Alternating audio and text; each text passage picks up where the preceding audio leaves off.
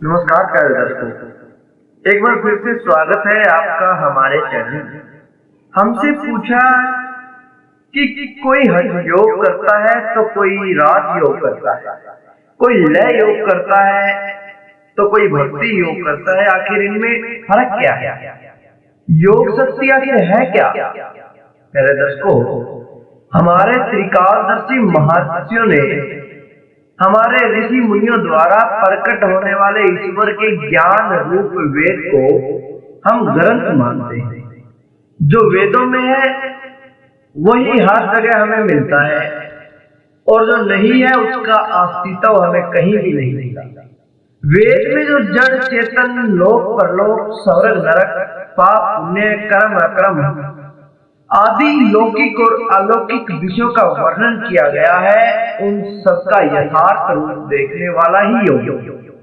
गूढ़ वैदिक तत्वों को प्रत्यक्ष कराने वाला योग अभ्यास है। दोस्तों, हम योग से परमात्मा के वास्तविक स्वरूप का अवलोकन कर सकते हैं। हम प्रकृति के वास्तविक यथार्थ रूप को देखने में योग्य बन सकते हैं। पहले हम क्या और कहां थे, आगे कहां जाएंगे। योग साधना से आप अनेक जन्मों का पता लगा सकते हैं, अपने पाप और पुण्य कर्मों का निश्चय कर सकते हैं। कुछ जीव तो अभी ये भी नहीं पता कर सकते कि मनुष्य का कर्तव्य क्या है, उसमें शक्ति क्या है, उसमें पावर क्या है। इसका पता भी योग से ही लगता है। योगी सब वस्तुओं को यथार्थ रूप में देख लेता है। योग प्रकृति पुरुष के भेद को प्रत्यक्ष दिखाकर माया के सारे बंधनों को तोड़ देती है, उसे मुक्त कर देती है। आखिर क्यों मनुष्य के खून का प्यासा है? जब भगवान ने समान भाग में दी है सारी वस्तुएं, तो क्यों मनुष्य एक दूसरे से छीनना चाहता है? क्योंकि उसे सत्य स्वरूप का पता नहीं है। यदि उन्हें उनके ठीक ठाक और सत्य स्वरूप का प्रत्यक्ष करा दिया जाए तो वो खुद सारे झंझट और बखेड़े से मिट जाएगा। वह खुद सारे झगड़ों से मुक्त हो जाएगा। राजा प्रजा, ऊंच नीच, धर्म जाति, ये सब मिट जाएगा। इन भेदों से और इन सब बातों के कारण होने वाले सर्वनाश का ज्ञान कराने का एकमात्र मार्ग योग। क्यों योगियों के आश्रम में गाय, बाघ, बकरी, बिल्ली, चूहा, इन सब का भेद मिट जाता है, सब एक साथ रहते हैं? क्यों?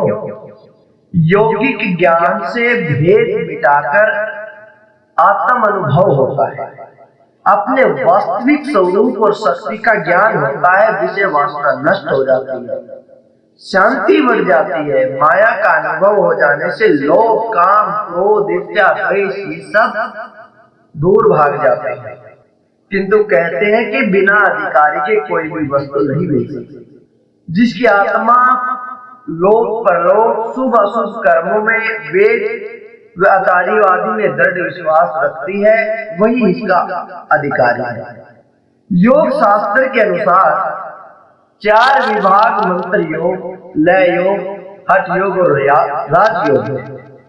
किंतु भगवत गीता के अनुसार मंत्र योग, भक्ति योग, ज्ञान योग, हठ योग के 4 विभाग हैं। सम्मोहन तंत्र के अनुसार ज्ञान योग, राजयोग, लय योग और हठ योग व मंत्र योग, ये 5 विभाग हैं। इनके सिवाय न जाने जितने ही ग्रंथ हैं, जितनी ही संतों की वाणियां हैं, अलग अलग तरह से अलग अलग भागों में इन्हें बांटा गया है। किंतु आज हम आपको मुख्य योगों के बारे में बताने वाले हैं।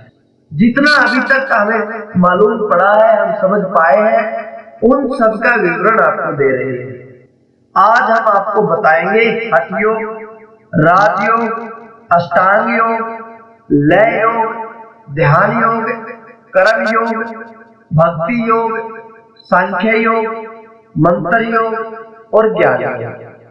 इन 10 के बारे में आज हम आपको बताने वाले हैं कि ये क्या है, इनमें भेद क्या है, कैसे इनको करते हैं।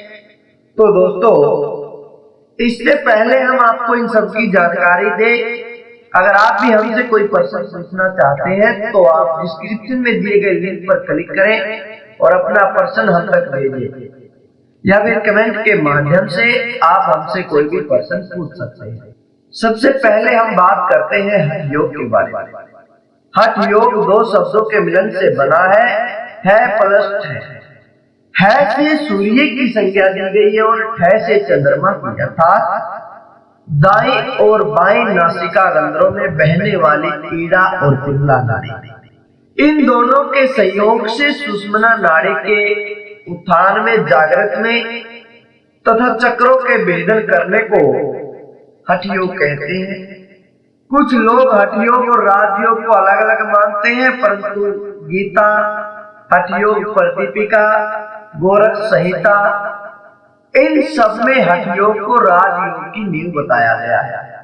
हठ योग में एक जिद से, एक हठ से योगी अपना कार्य करता है से आपको बताया सूर्य नाड़ी और ठे से चंद्र नाड़ी।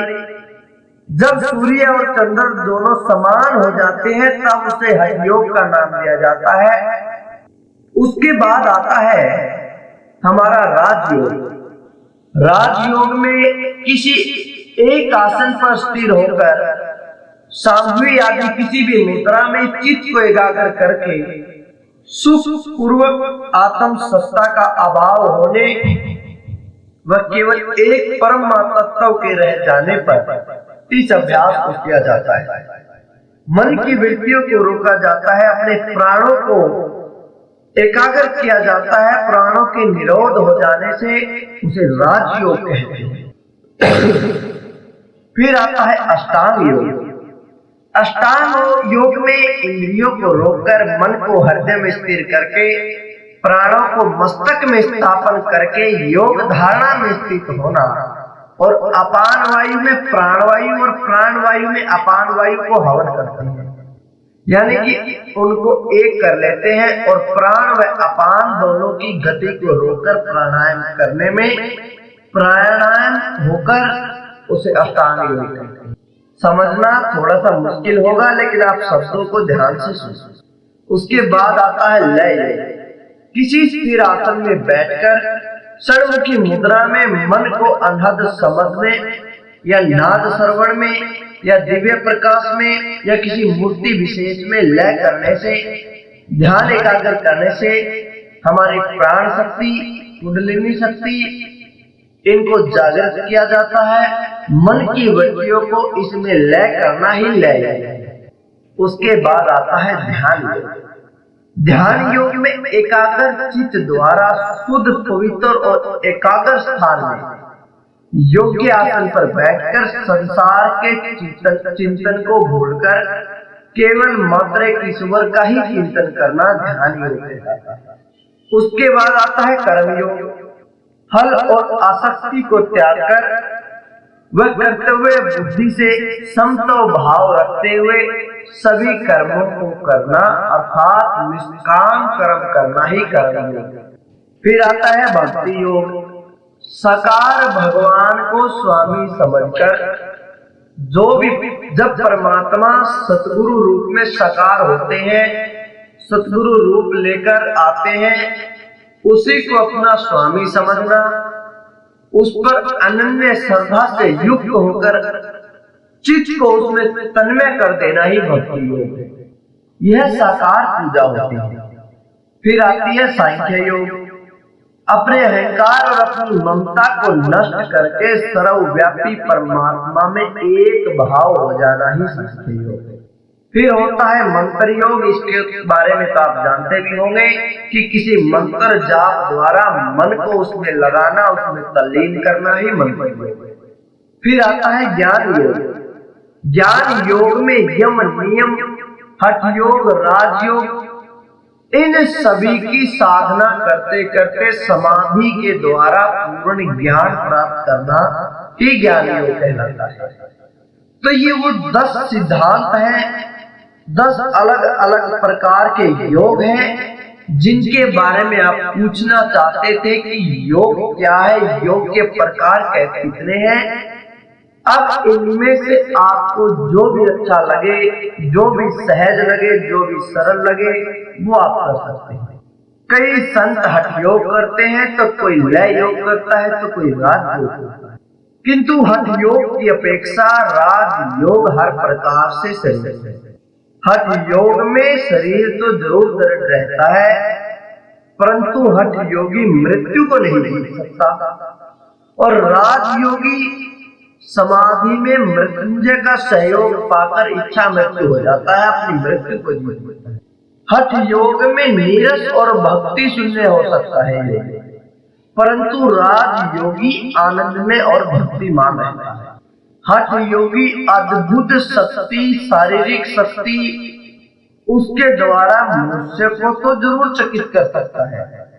कहने का मतलब है कि हठ योग में एक जादूगर का काम हो जाता है, वो एक जादूगर की भांति होता है। किंतु राज योगी मनुष्यों के साथ साथ भगवान को भी वशीभूत कर लेता है। किंतु फिर भी संत कहते हैं कि हठ योग राज योग से पहले करना जरूरी है, उसका अभ्यास करना जरूरी है, ताकि राज योग सफल हो सके। क्योंकि आपको उसमें अपने शरीर पर नियंत्रण रखना पड़ता है, एक हठ, एक कंट्रोल, एक नियंत्रण करना पड़ता है। राज योग को जीवन का उद्देश्य बनाकर ही हठ योग द्वारा राज योग प्राप्त करने के लिए अभ्यास करें। वे भी वास्तविक साधक है, परंतु जो दोनों का साधन करते हैं वो तो इस संसार में मिलने ही। तो दोस्तों, कैसी लगी आपको आज की यह जानकारी? अच्छी लगी तो लाइक करें, शेयर करें, कमेंट करके हमें जरूर बताएं। धन्यवाद।